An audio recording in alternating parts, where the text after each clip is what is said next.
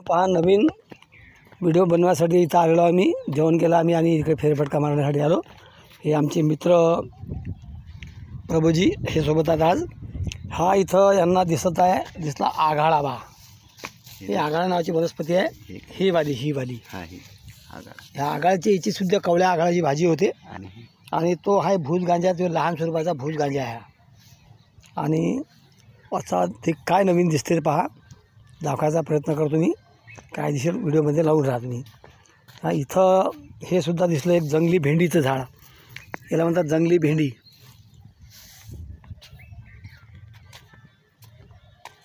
हा संपूर्ण पहा जंगल आहे. आणि त्यात रानगाई इकडे चरत आहेत. गायरान म्हणून हे जुन्या भाषेत सांगतो लोक, गायरान. तर इकडे काही दिसते का बा, काही नवीन हिवर आहे.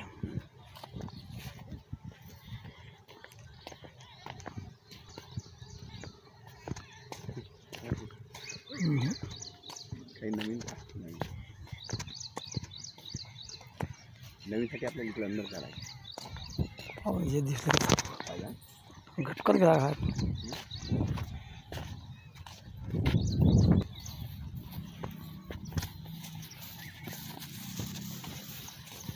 व्हिडिओ पाहत राहा, काही नवीन जे दिसेल तुम्हाला दाखवायचं. हां पहा मित्रांनो, याच्या पहिलेसुद्धा मी एक व्हिडिओमध्ये टाकलं होतं, आज परत टाकतो. वनस्पती दिसली. हे जे वनस्पती आपल्याला दिसत आहे, या वनस्पतीची ओळख करून घ्या. सगळ्यात पहिले तर याच्यामध्ये 3-4 जातीचे झाड असतात. याचं फूल पहा, अशा प्रकारचं फूल येते. याला जांभळट, एक असते पिवळं आणि एक असते पांढरं, असे 2-3 प्रकारचे असतात. ज्याला एका डांगीला मिनिमम अशा प्रकारचे एक पानं येतात पहा, एकाखाली एक. आणि याला शेंगा लागतील, छोट्या शेंगा. आणि याची विशेषता अशी आहे की या झाडाची ओळख जी आहे ना, या पानाला जर आपण तोडून पाहिलं, असं जर तोडलं, हे पान जर आपण तोडलं असं, तर सरळ आळवं तुटत नाही. हे पान तोडा. हे पान एका पानाचे 2 भाग करा. एका पानाचे 2 भाग करा. या पानाचे जर 2 भाग करसाल, तसं एक ऐकून बाण आणि एक ऐकून असं सरळ आळवं कटत नाही. असा व्हिडिओ जरा हे बघा. हे पान जर तोडसान तर असं तुटते. हे पहा. तर एका ऐकून शर आणि एका ऐकून पंखा, म्हणून या झाडाचं नाव जे आहे शरपंखा. आमच्या इकडे याला शरपंखा म्हणतात.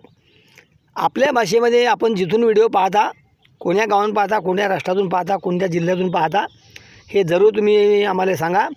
तर आपल्या इकडे आपण या झाडाचं काय नाव आहे हे जरूर आम्हाला कळसाल.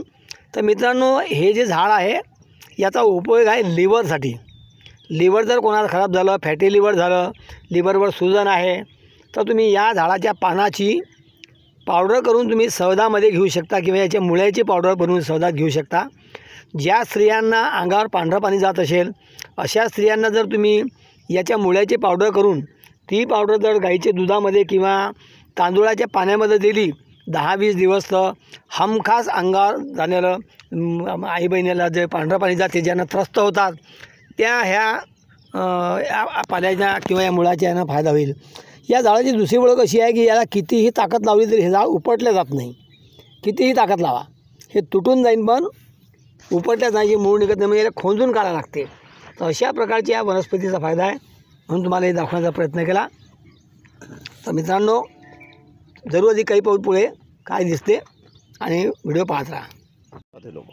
पहा मित्रांनो, आम्ही फिरता इकडे आलो. तर या ठिकाणी आपण जेवढं आदर सत्कारानं आपण ज्या देवतेची मूर्ती पूर्ण आपण स्थापना करतो आणि पूजापाठ करतो, त्याची आज काय कंडिशन आहे हे पहा तुम्ही. या झाडाच्या कोपऱ्यात तिने आणून ठेवलं आणि मोठ्या आदरानं आपण याची पूजा करतो, हे करतो. आणि बघा, हे दिसत असेल तुम्हाला, हे महालक्ष्मीचं इथे पुतळा आणून ठेवून दिला पहा. हे बघा, चेहरा बी दिसत नाही तिचा. अशा कंडिशनमध्ये ज्या तुम्ही इतकं आदरानं आणि भक्तिभावानं पूजा करता, तर याची कंडिशन अशी नाही केली पाहिजे. जे बी लोक अशा कंडिशनने लक्षात घ्या, हे कसं करू नका, त्याला व्यवस्थित ठेवा. आणि सनातन धर्माच्या अशा पद्धतीने तुम्ही याला विटंबना करत आहे, पण हे काम करू नका. इतकंच आमचं म्हणणं आहे. आम्हाला हे रस्त्यात दिसलं म्हणून आम्ही तुम्हाला सांगत आहोत.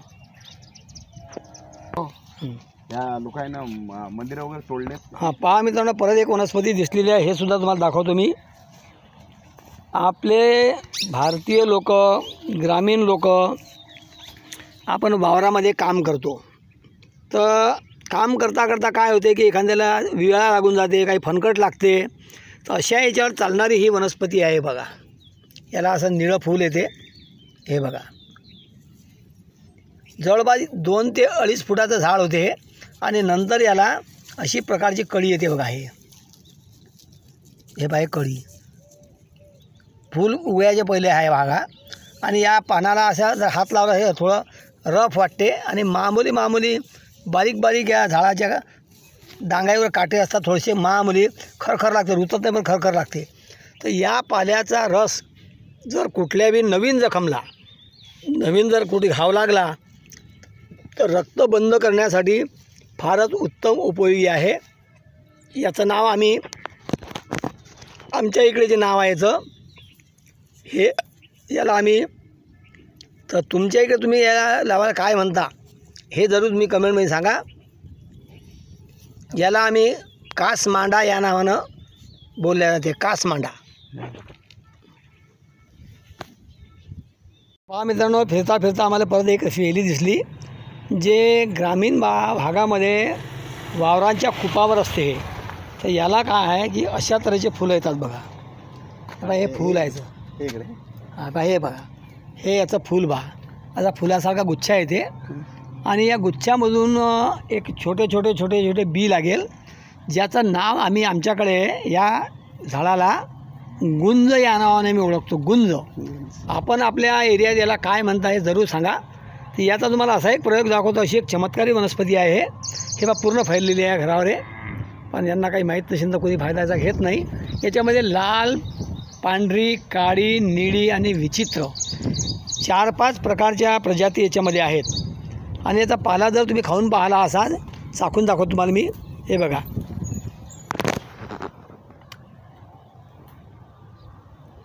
2-3 पानाच्या वर नाही खा लागत. 2-3 पानाच्या वर खासात मळमळ होते, तर 2 ते 3 पानं तुम्ही याला खाऊ शकता.